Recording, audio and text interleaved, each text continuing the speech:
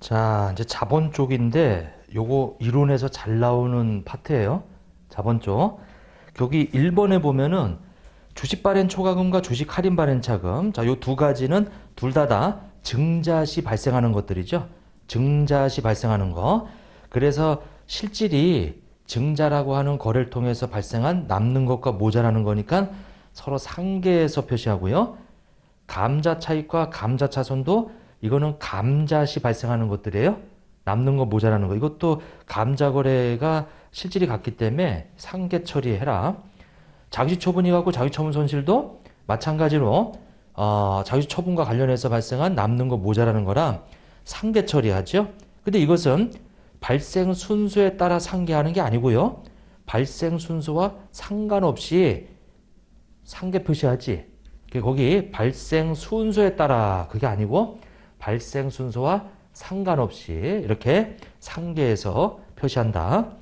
자, 근데 두 번째, 무상증자 시 발행 주식수 및 한 주당 액면가액은 증가하나 잉여금은 감소가 가능하다. 맞아요? 틀려요? 무상증자 시. 그러니까 이제 결국 시험 문제는 바로 이게 시험 문제란 말이에요. 이게 무상증자를 하게 되면 이것이 자본금. 자본금은 어떻게 되죠? 무상증자하면 증가하지. 자본잉여금은 감소가 뭐예요? 가능하지. 이익잉여금은 감소가 가능하지. 그 다음에 주식수는 어떻게 돼요? 증가하죠. 그 다음에 이 액면가액은 한 주당 액면가액하고는 아무 관계가 없죠. 그 다음에 총자본은 어떻게 돼요? 불변이지. 이거죠? 근데 이걸 이해하고 계셔야지. 이걸 암기는 못해요, 이거. 제가 자본, 잉여금하고 이익, 잉여금이 있는데 여기 이익, 잉여금 중에서 무슨 적립금이냐? 법정? 그 법에서 강제로 적립해놨기 때문에 이 두 가지를 이렇게 해서 자본으로 이 자본금으로 이렇게 가는 걸 보고 우리가 무상증자라고 그랬죠. 그 무상증자는 회계 처리하면은 자본 잉여금이 없어지고 또는 이익잉여금에 있는 이 법정 적립금이 없어질 수도 있죠. 이렇게 둘 중에. 그래서 그것이 없어지면서 뭐가 늘어나는 거예요? 얘하고 얘를 없애고 얘를 늘리는 거란 말이에요. 이게. 이렇게. 근데 이 자본금은 주식수 곱하기 액면가로 돼 있는데 이게 자본금이 늘으려면 주식수가 늘어나고 액면가액은 그대로예요. 한 주당 액면가액 그대로야. 자본금만 늘으려면 저 주식수가 늘어야 돼. 그러면 이렇게 발행하는 이 주식을 뭐라고 그래요? 이걸 보고 무상주라고 한단 말이에요. 이거를. 에? 무상주. 그럼 이렇게 발행되면 주주 입장에서는 아니 자본이 불변이에요. 얘가 감소해서 얘가 늘어나는 건데 결국은 똑같아. 주소만 절로 옮겨 놓은 거야. 그 주주는 주주부의 변동이 없다. 회계 처리 해야 안 해요? 회계 처리 안 하지. 그러면 주주가 가지고 있던 주식수만 늘어나는 거예요. 주식수만. 그리고 한 주당 장부가액만 어떻게 돼요? 조정하는 거지. 이렇게. 자, 그래서 지금 거기 뭐라고 해놨어요? 무상증자 시 발행 주식수는 늘어나죠. 하지만 한 주당 액면가액은 어때요? 한 주당 액면가액은 그대로예요, 이게. 그리고 잉여금의 감소가 가능하다는 얘기는 얘를 없앨 때는 얘는 감소하고 얘는 불변이에요. 근데 얘를 없앨 때는 얘는 감소지만 얘는 불변이에요. 그래서 가능이라고 써놓은 거지. 이게 가능이라고. 자, 3번 보세요. 주식 배당. 자, 주식 배당. 자, 주식 배당 어떻게 되죠? 자본금 어떻게 돼요? 증가하지? 불변이지? 감소하지, 증가하지, 불변이지, 불변이지, 이렇게. 자, 주식 배당은 여기 나오는 임의 적립금하고 미처분 이익잉여금 얘네들을 재원으로 이렇게 자본으로 전입하는 거죠. 이렇게 지금 회계 처리하면 차변에 임의 적립금이 없어지고 미처분 이익잉여금이 없어지고 그리고 자본금이 늘어나요. 이렇게 돼 있다. 자, 그래서 결국은 주식이 발행되는데 요거는 그대로죠. 그러니까 지금 이렇게 발행되는 주식을 우리는 주식 뭐라 그래요? 배당이다. 이렇게 무상조하고 차이점은 재원이 다를 뿐이지 똑같아요. 그래서 여기 자본금이 증가하고 자본잉여금하고는 아무 관계 없고요. 이익잉여금은 여기 없어지니까 이익잉여금이 감소하지. 그리고 주식수는 늘어나야 되고요. 한 주당 액면가는 건들지 않아 이게. 총자본은 불변이지. 주소지만 옮겨놓은 거니까 이게 주식 배당 얘기죠. 그러니까 이런 것들이 이론 문제로 나올 수 있단 말이에요. 이게. 거기 3번에 주식 배당은 자본금이 증가하나 맞죠? 자본금이 증가하죠? 근데 거기 이 잉여금은 뭐예요? 감소한다. 근데 그 잉여금이 무슨 잉여금인지가 안 나와 있어 이게. 예? 반드시 이익잉여금은 감소한다. 이렇게 좀 표현을 해줘야 돼요. 그래서 잉여금은 두 가지가 자본잉여금하고 이익잉여금 두 가지가 있는데 그냥 잉여금은 감소한다 그러면 안 되죠. 자본잉여금은 불변이니까. 자, 그 다음에 4번을 보세요. 자기 주식을 처분하는 경우 액면가액과 처분가액을 비교하여 자기 주식 처분 손익을 계상한다. 맞아요? 틀려요? 자기 주식 처분하면 자, 자기 주식에 대해서 만약에 처분하면 그 처분 가액하고 뭐하고 비교해요? 취득가액을 비교하죠. 근데 만약에 자기 주식을 이건 처분할 때 그런 거고 자기 주식을 소각하면 자기 주식의 액면가액하고 뭐하고 비교하는 거예요? 취득가액을 비교하지. 이렇게. 제가 지금 자기 주식을 처분하면 사실은 이게 대변이고 이게 차변이에요. 만약에 처분가액이 더 많으면 이것이 뭐가 되는 거예요? 자기 주식 처분. 이익이 되고 같으면 없지. 그리고 이렇게 되면 처분가액이 더 작으면 뭐가 되는 거예요? 손실이 나오겠지. 그리고 여기 액면가액하고 비교하는데 만약에 액면가액이 더 크면 그러면 감자 차 이익이 되고요. 같으면 없고요. 이렇게 되면 액면가액이 더 작으면 자기 저 감자 차손이 되는 거예요. 감자 차손 이렇게. 제가 일부러 이렇게 비교해 놨어요. 여기가 차변이고 이게 대변이란 말이에요. 에?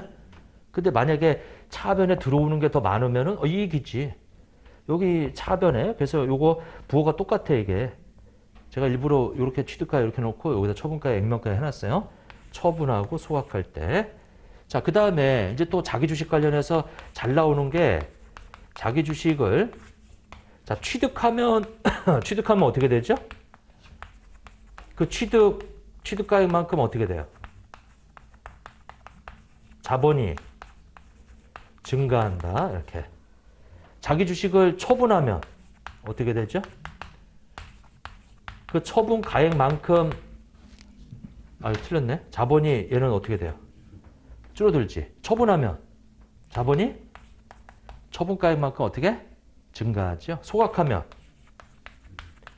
자본이 불변이다. 이렇게. 사실 이게 더 중요해. 예? 자, 자기 주식을 취득하면 뭐다? 취득한 금액만큼 자본이 감소하고 자기 주식을 처분하면 처분한 가액만큼 자본이 증가하고 소각하면 불변이다. 이렇게. 자, 그래서 거기 일단 4번에 자기 주식을 처분하는 경우에는 액면가액하고 처분가액을 비교하는 게 아니고 뭐예요? 취득가액하고 처분가액을 비교하지. 자, 5번에 금전 및 주식 배당을 결의하는 경우 부채를 계상하여 나중에 주식이 발행되거나 현금이 지급된다. 자, 우리 금전 배당은 부채를 계상하지만, 즉 미지급 배당금이라는 부채를 계상하지만, 주식 배당은 주식이 교부될 거니까 미교부 주식 배당금이라는 자본으로 처리하는 거죠. 얘는 부채로 처리하는 게 아니지. 주식 배당은. 자, 이렇게 돼 있고, 그 다음에 6번에 신주 발행비는 영업의 비용으로 처리한다. 신주 발행비 어떻게 하죠?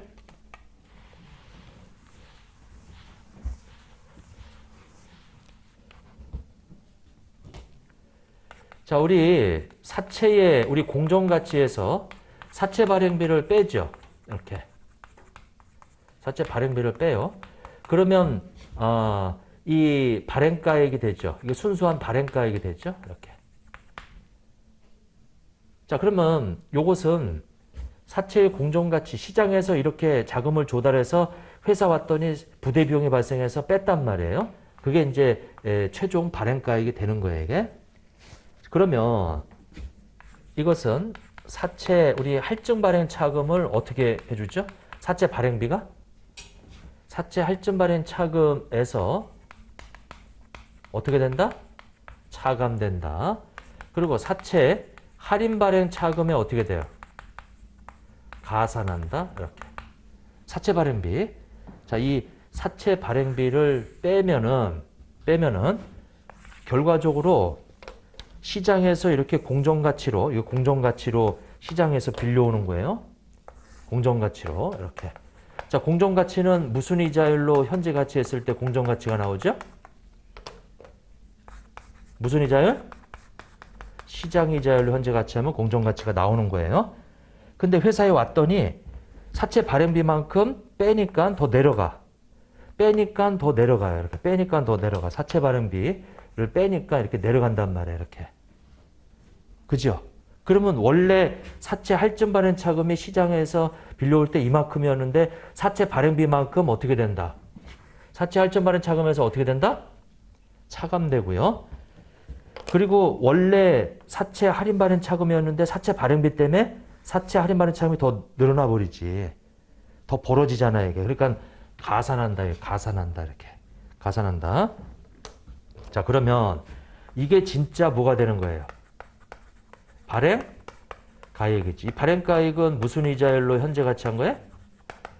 유의자지. 유의자. 이렇게 되어 있다. 자, 그리고 이것도 마찬가지로 이것은 발행가액이 되는 거예요. 이 발행가액은 유효 이자율로 현재 가치한 거지. 제가 사채 발행비가 없었을 때는 시장 이자율이 곧 유효 이자율이라 그랬어요, 이게. 근데 사채 발행비가 발생하면 이게 더 벌어지니까 저 유효이자가 더 커져 버려요, 이게. 더 커져 버려요. 그래서 유효이자율로 현재 가치한 게 이 최종 발행가액이다, 이거죠.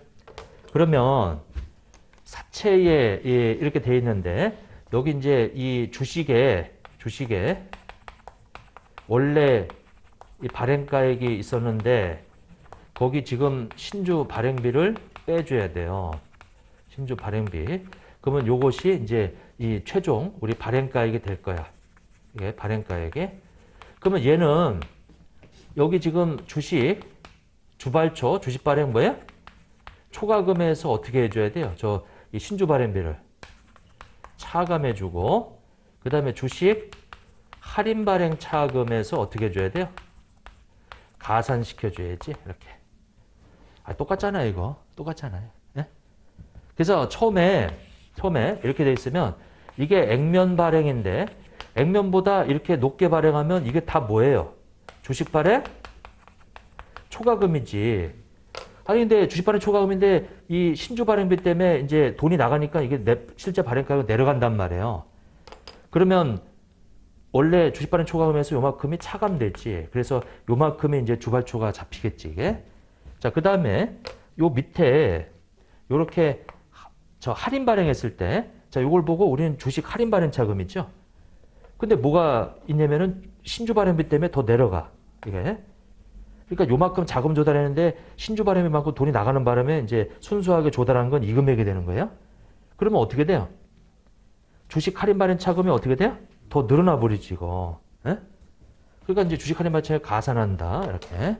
자, 그래서 신주 발행비는 영업의 비용으로 처리하는 게 아니고요. 주발초에서 차감하거나 주식 할인 발행 차금에 가산하는 거지. 예? 요거는 이렇게. 자, 7번에 미교부 주식 배당금은 부채로 처리한다. 미교부 주식 배당금은 자본으로 처리하는 거예요. 왜? 나중에 자본금으로 대체될 거니까. 자, 근데 8번 주식 배당, 무상증자, 주식 분할, 주식 병합은 자본금이 증가한다. 자, 지금 여기 이 두 가지는 자본금이 증가하죠. 얘네들은. 자, 그런데 여기 주식 분할이 있고요.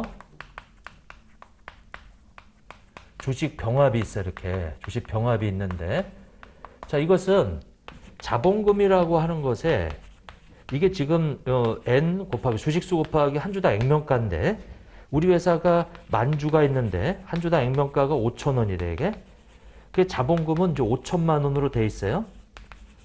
근데 현재 한 주당 주가가 100만 원이면 너무 금액이 크니까, 자, 이거를 우리가 10분의 1로, 자, 10분의 1이 아니라, 자, 한 주를 10주로 이렇게 쪼개버려.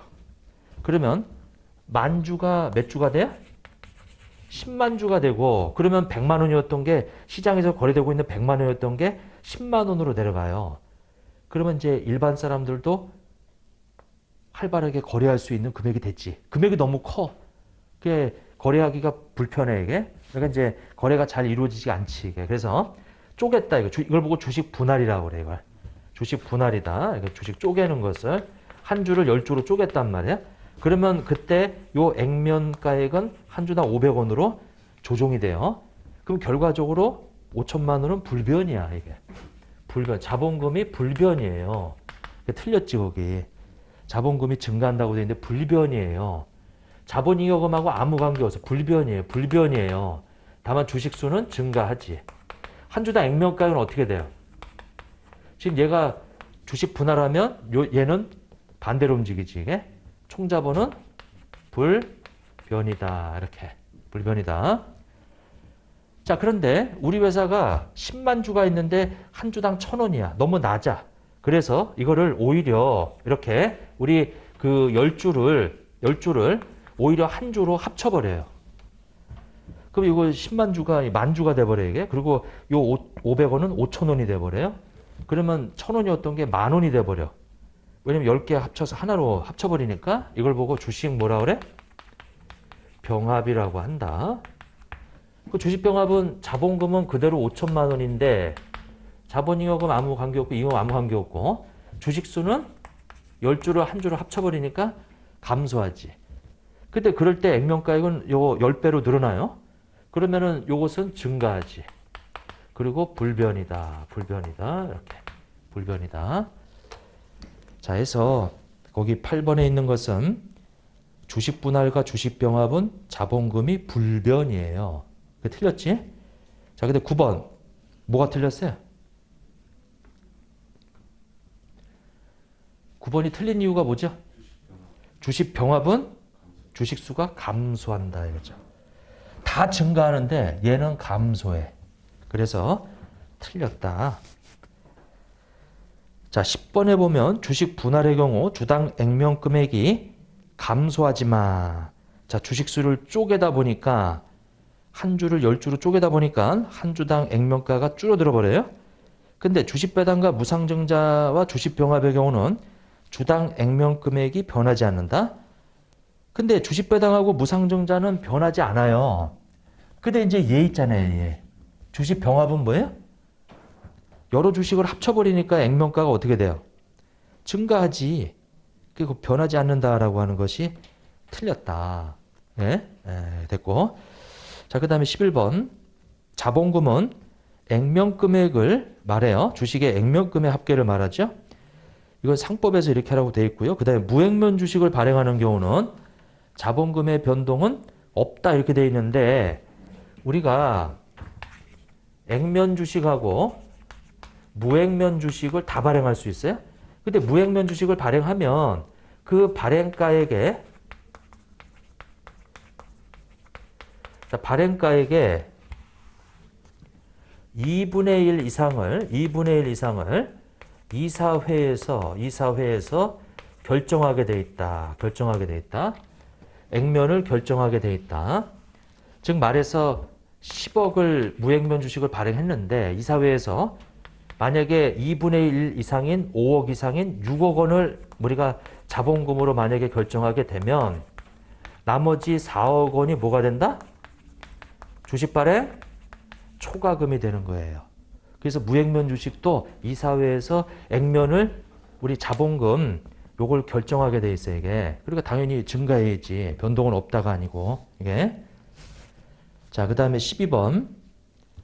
자본의 총액은 그 기업이 발행한 주식의 시가총액 또는 순자산을 나누어서 처분하거나 기업 전체에 처분할 때 받을 수 있는 대가와 일치하는 것이 일반적이다.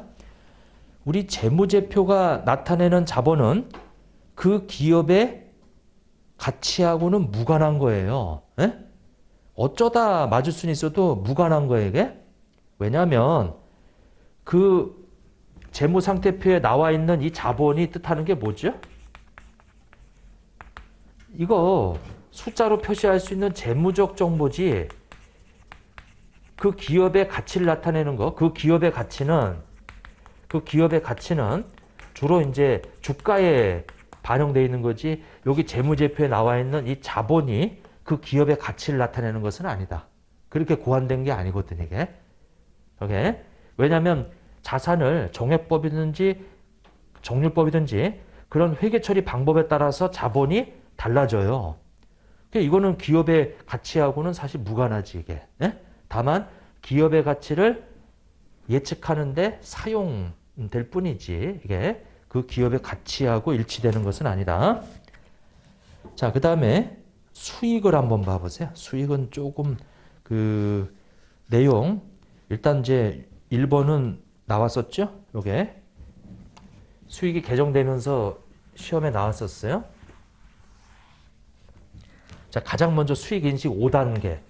이거는 무조건 외우라고 그랬는데 5단계. 자, 첫 번째가 뭐예요? 고객과의 뭐?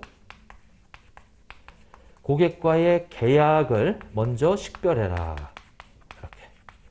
그 다음에 두 번째가 뭐였어요? 그 안에 들어가 있는 뭐? 수행, 의무를 식별해라. 이렇게. 이게 이제 식별 단계죠. 그리고 세 번째는 그 계약의 거래 뭐예요?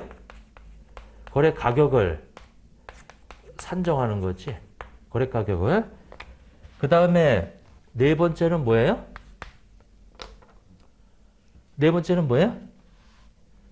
우리 거래 가격을 어디다가 안분해야 돼요? 수행 의무에 배분해 줘야지. 이렇게. 배분. 이게 여기는 무슨 단계? 측정 단계고 여기는 식별 단계고 마지막 5단계가 뭐예요? 수익을 인식한다. 수익을 인식한다. 여기가 인식 단계지. 아, 이거 저 순서 이거 시험에 나왔잖아요, 이게. 에? 우리. 그래서 이제 수익 인식 5단계 순서는 계약을 식별하고요. 그 다음에 수행 의무를 식별하고요. 그 다음에 뭐예요? 그 다음에 거기 거래 가격을 안분하는 게 아니고 거래 가격을 먼저 뭐 해야 돼요? 먼저 산정한 다음에 그 안에 들어가 있는 수행 의무에다 배분해 줘야지. 그러니까 그게 순서가 바뀌었네요. 이렇게. 그리고 수익을 인식한다. 이렇게. 지금 요게 바뀌어져 있어, 거기. 예? 그게 잘못됐다. 이거 고객 계약을 식별하고 수행 의무 식별하고 거래 가격 산정한 다음에 거래 가격 수행 의무에 배분하고 수익을 인식한다. 자, 이제 두 번째. 거래 가격을 안분할 때 요거 있죠? 요거 거래 가격을 수행 의무에다가 배분 또는 안분할 때 요때 이 배분 기준이 뭐예요? 그 기준이. 자, 기준이 개별 뭐예요? 개별 장부가가 아니고 개별 판매 가격 비율로 배분한다. 이렇게. 즉 무슨 얘기냐면 개별적으로 판다면 받을 수 있는 금액 가지고 그거 가지고 그 비율로 배분한다. 근데 거기 보니까 개별 뭐라고 되어 있어요? 장부가액이라고 되어 있잖아요. 이게 개별 판매 가격을 비례해서 배분한다. 자, 그 다음에 수익을 인식할 때는 두 가지죠. 한 시점에 수익을 인식할 수도 있고, 그 다음에 뭐예요? 기간에 걸쳐, 이렇게. 기간에 걸쳐 인식할 때는 무슨 기준으로 수익을 인식하는 거예요? 진행 기준이지. 그 진행 기준은 우리가 진행률을 산정할 수 있을 때, 진행 기준 쓰는 건데, 이 진행률은 우리 투입법하고 산출법을 모두 포함해서 산출법, 이렇게. 이거 다 허용한다. 이렇게 되어 있죠. 수익을 인식할 때 한 시점에 인식하거나 기간에 걸쳐 인식하는데, 기간에 걸쳐 인식할 때는 진행 기준으로, 진행 기준을 적용하려면 진행률을 산정할 수 있어야 되는데, 투입법, 산출법을 모두 포함한다. 거기 3번에 보면 적절한 진행률 측정 방법에는 투입법은 포함하나 산출법은 제외한다. 틀렸죠? 둘 다 포함한다. 이렇게 되어 있고, 그 다음에 네 번째, 우리 고객 충성제도에서 보상점수의 판매 가격을 측정할 때 보상점수 가운데 고객이 사용할 것으로 기대되지 않는 부분은 고려하지 않는다. 자, 우리가 고객한테 만약에 10,000포인트를 우리가, 이게 이제 총 부여 점수죠. 부여 점수. 이렇게. 그러니까 여러분들이 어디 커피숍에 가서 커피 사 먹으면 쿠폰 찍어줘요. 그게 다 고객 충성제도지. 그런 어떤 포인트를 내가 적립했어, 이게. 근데 중요한 거는 여기 1포인트당 이 포인트 가치가 얼마냐면 1원이래, 1원. 그러니까 이제 요거는 10,000원의 가치로 우리가 물건을 살 수 있는 그런 포인트가 부여되어 있는 거지. 근데 사실은 회사가 이렇게 총 부여를 해도 우리 여기 지금 회수 비율, 즉 말해서 포인트를 부여해줘도 부여받은 고객들이 다 사용 안 해. 예? 소멸되는 포인트들이 많아, 이게. 그래서 회수되는 비율만큼, 즉 고객이 나한테 사용할 수 있는 그 비율만큼이 내 입장에서는 의무야. 내가 10,000포인트를 부여줘도 이 회수 비율이 만약에 80%, 즉 20%는 의무가 없어. 20%는 내가 예상하기로는 사용하지 않을 것 같아. 그러니까 요만큼만 요것이 그 포인트에 대한 개별 판매 가격으로 계산하는 거다, 그렇죠? 그래서 개별 판매 가격, 이 포인트에 대한 개별 판매 가격을 구할 때는 회수 비율을 반드시 반영해 줘야지. 근데 그건 고려하지 않는다라고 되어 있으니까 그 틀렸죠. 자, 그래서 일단은 기업이 이런 제품을 판다 이거죠. 근데 그 대가로 우리 거래 가격이 있어요. 이렇게 거래 가격이 있으면 이게 만약에 100만 원이다. 근데 거기에 포인트를 부여줬는데 이게 몇 포인트냐면은 10,000포인트를 부여줬네. 이렇게. 그러면 요 거래 가격은 요 제품에 대한 요 제품 인도에 대한 수행 의무하고 이 포인트는 뭐예요? 나중에 포인트 사용하면 물건으로 이전해야 될 수행 의무란 말이에요. 그러니까 수행 의무가 몇 개예요? 그러니까 여러분들 포인트 적립해주는 그런 물건을 사면 사실 이 기업 입장에서는 수행 의무가 2개가 들어가 있는 거야, 이게. 에?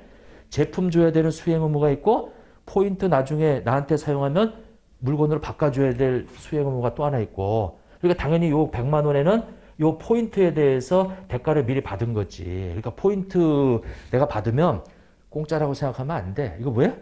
내가 돈 준 곳에 이미 그 대가가 들어가 있다 이거예요. 에? 포인트에 대한 대가가.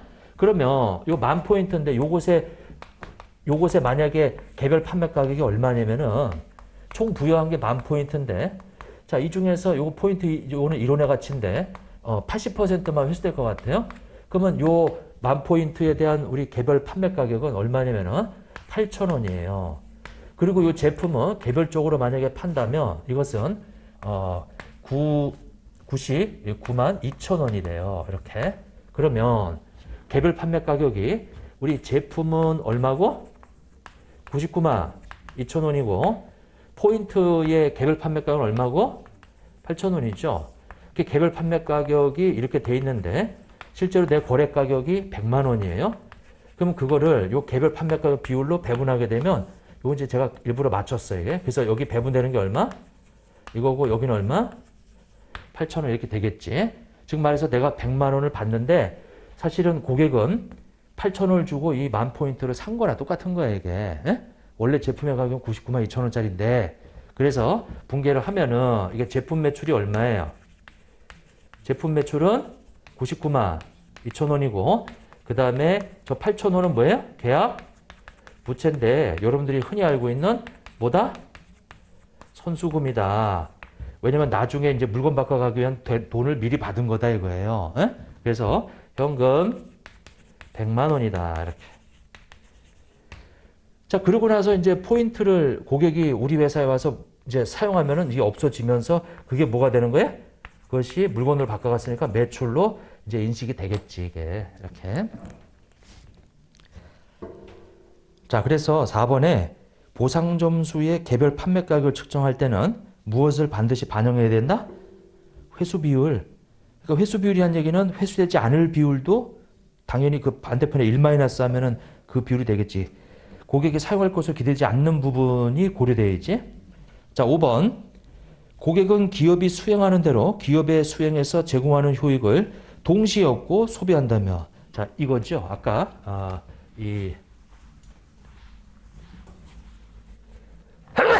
자, 수익을 인식할 때 아까 두 가지라고 그랬는데 한 시점에 인식하는 게 있고 그 다음에 또 뭐가 있었어요? 기간에 걸쳐 이렇게. 근데 기간에 걸쳐는 이게 진행 기준으로 이제 인식을 하는데 이 기간에 걸쳐 인식하는 게 세 가지가 있었단 말이에요.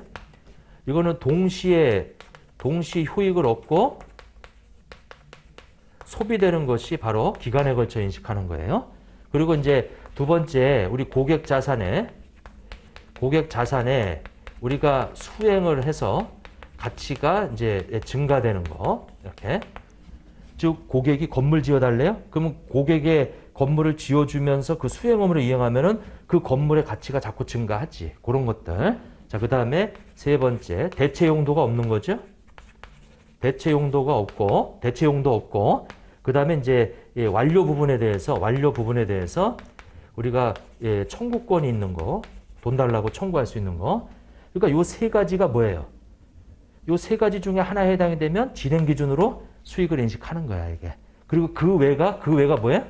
한 시점으로 인식하는 거야, 이게. 에? 이렇게. 자, 그러면 얘는 일반적인 용역이에요. 그리고 얘는 건설 용역이에요.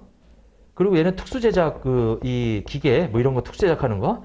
왜냐면 우리 기업한테는 쓸모가 없는 거거든. 그 고객이 특수 제작, 주문 와가지고 진행된 정도에 따라서 완료된 부분에 대해서 청구할 수 있다 그러면 진행 기준 쓰는 거지, 이게. 자, 그래서 거기 그 5번은 효익을 동시에 얻고 소비한다면 그 여기에 해당이 되잖아요, 여기. 그러니까 얘는 한 시점이 아니고 뭐예요?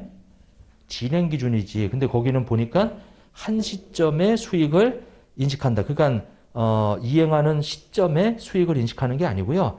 기간에 걸쳐 수익을 인식하는 거지. 예?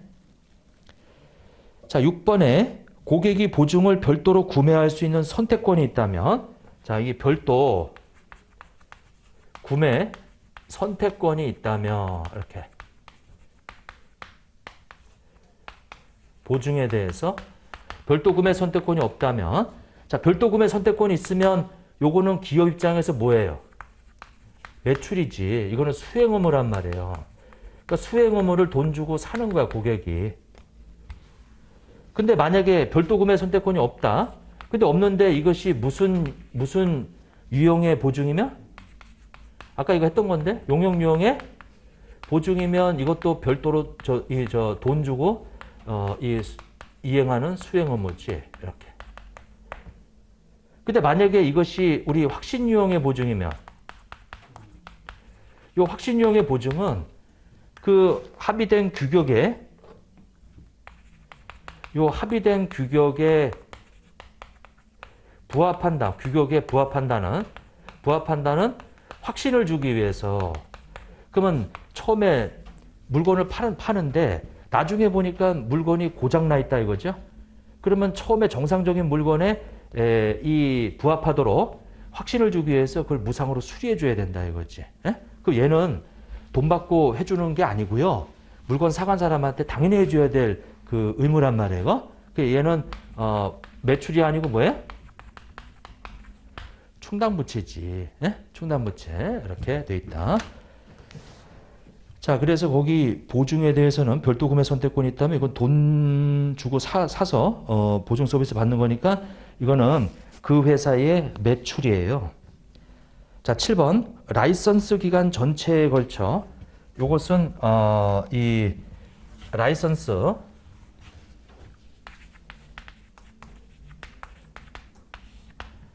자, 우리 지적재산 우리 기업이 가지고 있는 기업의 지적 재산에 대한 고객의 권리. 자, 기업의 지적 재산에 대한 고객의 권리다라고 되어 있죠. 그러니까 만약에 기업이 어떤 게임 콘텐츠를 만들었어요. 근데 그것에 대한 고객의 권리예요. 고객 권리. 근데 그거를 만약에 사용권이 있다. 사용권. 그리고 접근권이 있다. 이렇게 두 가지로 나눠지는데 사용권은 그 부여 시점의 지적 재산만 사용할 수 있는 거고 부여 시점의 지적 재산만 사용할 수 있는 거. 그러니까 이건 뭐냐면 부여 시점의 어떤 시점에서 내가 그 어떤 그 프로그램을 다운받았는데 그것에 대한 것만 내가 사용할 수 있고 그 이후에 업데이트 되는 것은 내가 사용할 수 없어. 그리고 그 시점에 있는 지적 재산에 대해서만 내가 사용할 수 있다. 그러면 이 사용권은 한 시점에 수익을 인식해요. 한 시점에. 근데 여기 이제 접근권이라고 하는 것이 있는데 거기 보면은 지금 그 얘기인데 기간 전체에 걸쳐 존재하는 거. 기간.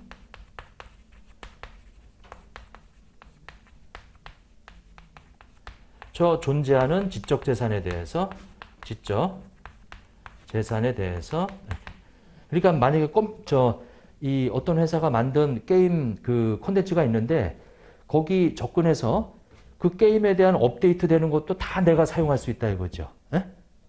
요거 만약에 내가 거기 가입을 해서 이 뭐 1년 뭐 회비를 냈다. 그래서 그 1년 동안에 그 게임이 업데이트 되고 이런 것들을 다 내가 사용할 수 있다. 그러면은 이거는 접근권인데 그것에 관련해서는 이거는 기간에 걸쳐 수익을 인식한다. 기간에 걸쳐 수익을 인식한다. 만약에 계약 시점에 3년치를 냈다면은 3년 동안 수익을 인식해야 돼요. 그 받은 돈에 대해서 3년으로 나눠서. 자, 그래서 사용권은 한 시점이고요. 접근권은 기간에 걸쳐 인식하는 거예요.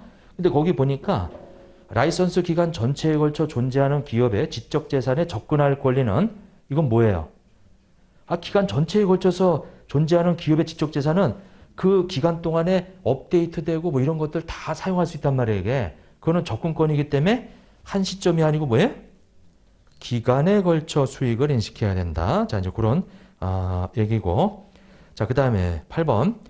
판매 후 재매입 약정이 있는 경우 법적 소유권이 이전된 시점에 수익을 인식하는 게 아니고요. 재매입 약정에 대한 그 내용에 따라서 달라지는 거지, 이게. 그래서 여기 기업이 있고요. 고객이 이렇게 있단 말이에요. 그럼 처음에 이렇게 판매 가격이 있어요. 이렇게 판매 가격. 판매 가격이 예를 들어서 1,000원이다. 근데 이거를 재매입하겠다라고 해서 이제 계약이 돼 있네. 처음에 판매 가격만큼 돈이 들어왔다가 재매입하는데 그 재매입 가액이 1,500원이에요. 1,500원이다.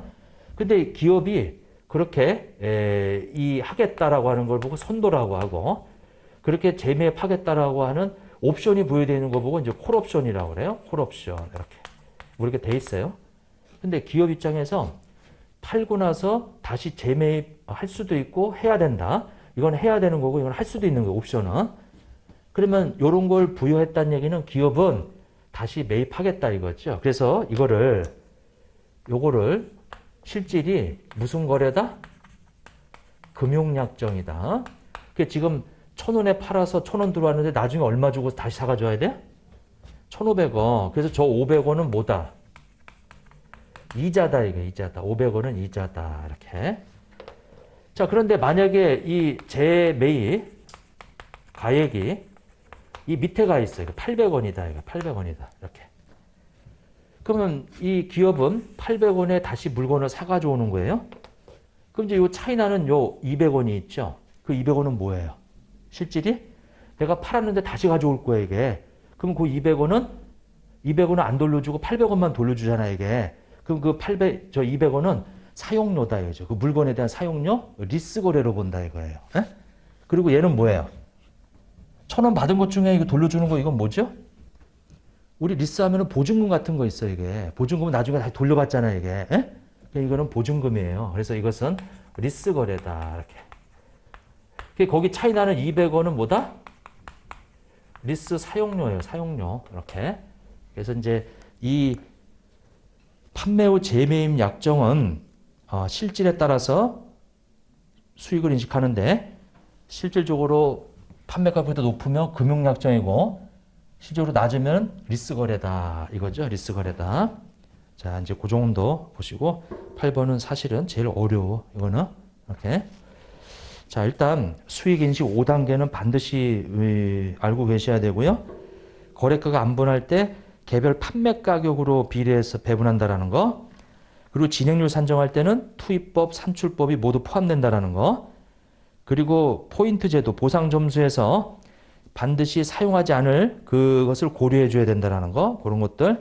그다음에 보증은 확신 유형의 보증이라고 하는 거. 합의된 규격에 부합한다는 확신을 주기 위한 것은 충당부채라는 거. 그것 좀 잘 좀 해놓으시고. 자, 주당이익을 한번 봐보세요. 여기 이제 1번에 가중평균 유통보통지수 계산 시 자기 주식의 취득은 고려하지 않아요. 그 가중평균 유통보통주식수라 유통되고 있는 거기 때문에 자기 주식을 취득하면 유통되고 있는 게 아니죠. 그러니까 당연히 어떻게 해줘야 돼요? 자기 주식의 취득은 차감시켜줘야지 고려하지 않는 게 아니고. 자, 이제 두 번째 가중평균 유통보통주식수. 요건 이제 여러분들 주당이익은 주로 계산 문제로 무조건 한 문제씩 나왔지. 지금까지 한 번도 안 빠지고 다 나왔었어요. 거의 가중평균 유통보통주식수 계산 시 유상증자는 증자일로부터 이 가산하죠. 근데 무상증자는 무상증자 결의일이에요. 무상증자는 원구주에 따라. 그러니까 무상증자는 기존에 발행된 주식에 비례해서 발행하기 때문에 기존의 주식이 발행된 그날 쫓아가서 그때부터 가산한다.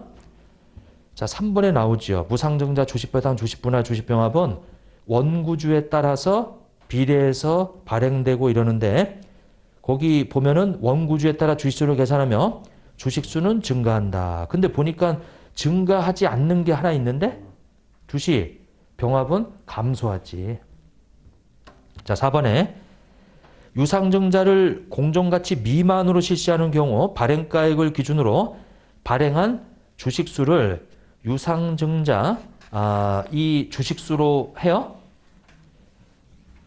자, 만약에 유상증자를 만주를 했는데 곱하기 예를 들면 발행가액이 이 얼마로 했냐면 이제 1,000원으로 했어요. 1,000원으로. 그럼 돈이 얼마가 들어와요? 1,000만 원이 들어오지. 근데 이 1,000만 원 들어온 것을 공정가치가 지금 2,000원이래요. 그럼 공정가치로 만약에 발행했다면 몇 주가 발행되죠? 5,000주가 발행됐지.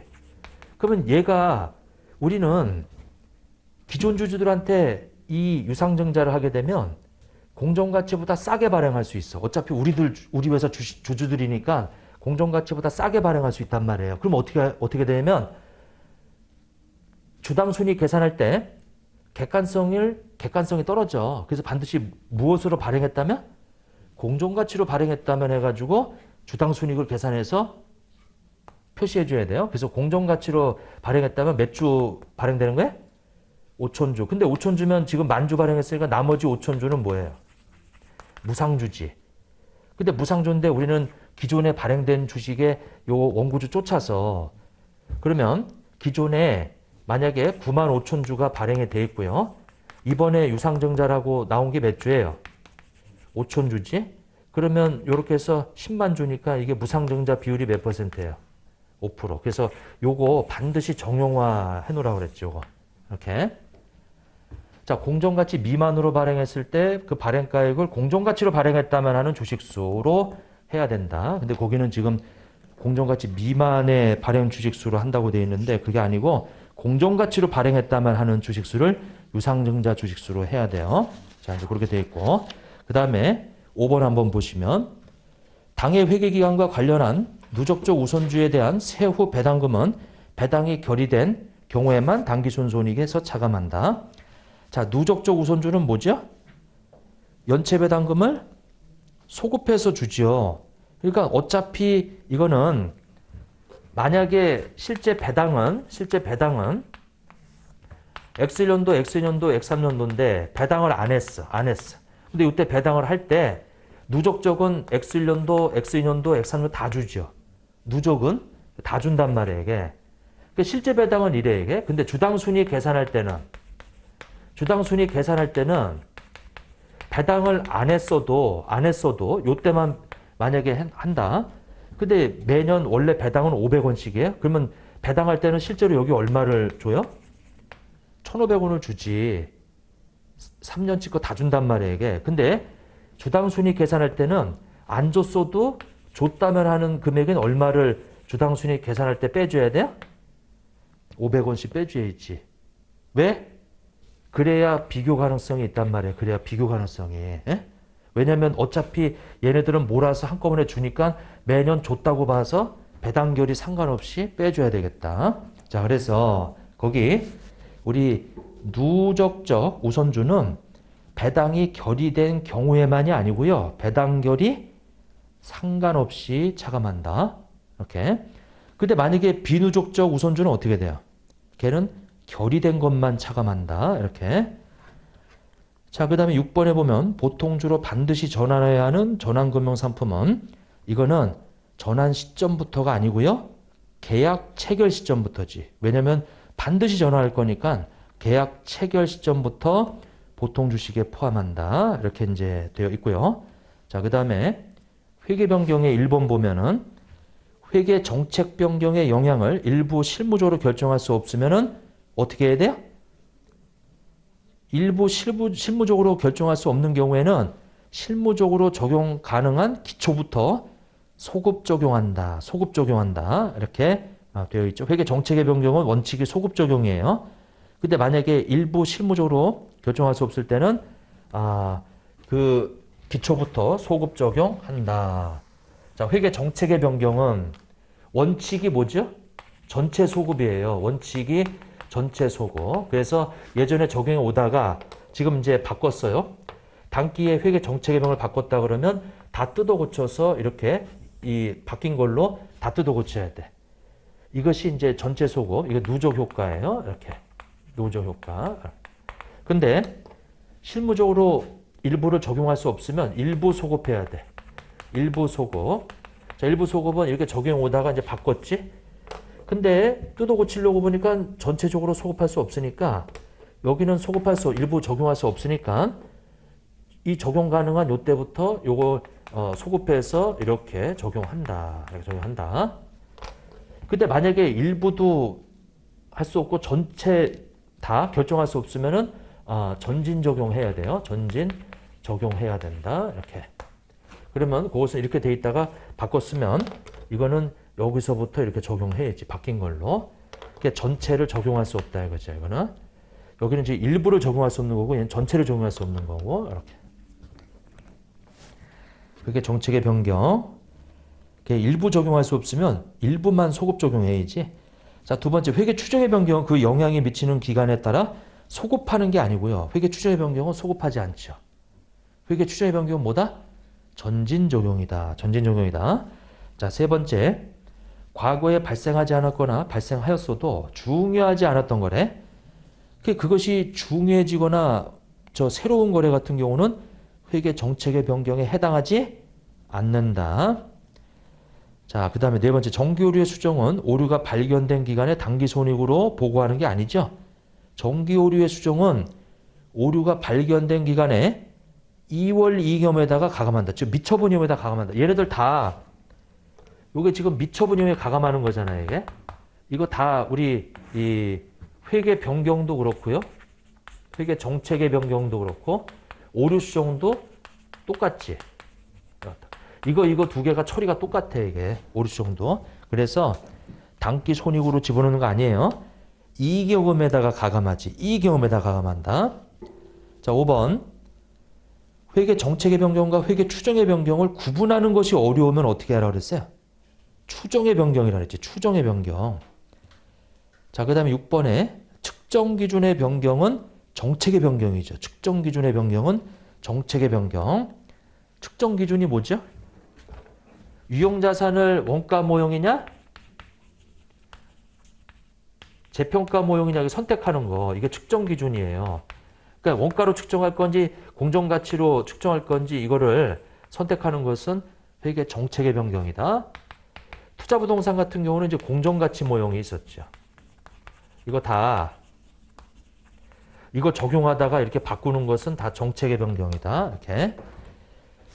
자, 7번에 당기에 미치는 회계 추정의 변경 효과는 당기 손익으로 인식하고 미래 기간에 미치는 회계 추정의 변경 효과도 그냥 다 당기 손익으로 인식하는 거지, 이거. 에? 7번. 틀렸다. 7번 틀렸다. 자, 해서 뭐 그거까지 보고요. 그 뒤에 거는 조금 쉬었다가 또 보도록 하죠. 자, 조금 쉬었다 하겠습니다.